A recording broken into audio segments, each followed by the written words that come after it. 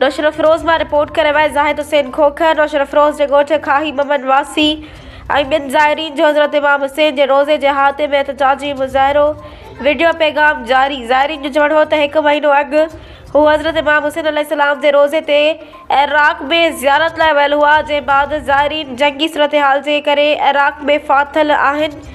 हिननि चयो त जंगी सूरतहाल सबबि पाकिस्तानी हुकूमत हिननि जी वापसी लाइ को बि क़दम न खणी वई आहे।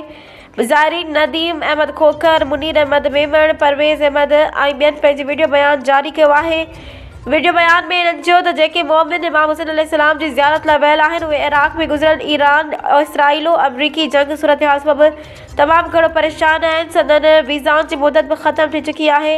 हुननि पाकिस्तानी हुकूमत बिलख़ुसूस वज़ीर आज़म शहबाज शरीफ़, सदर आसिफ अली ज़रदारी, घरू वज़ीर मोहसिन नक़वी, आर्मी चीफ ऐं शिया अॻुवाणनि खे अपील कई आहे त जल्द खां जल्द इराक़ मां हिननि जी वापसी जो इंतज़ाम कयो वञे। हिननि चयो त ज़ाइरीन जी रिहाइश ऐं खाधे पीते जा ख़र्च ख़तमु थी विया आहिनि। बुज़ुर्गनि ऐं बीमार ज़ाइरीन जूं दवाऊं ख़तमु थी वियूं आहिनि। तंहिं करे असांखे जल्द खां जल्द पंहिंजे वतन पाकिस्तान पहुचाइण जो इंतज़ाम कयो वञे।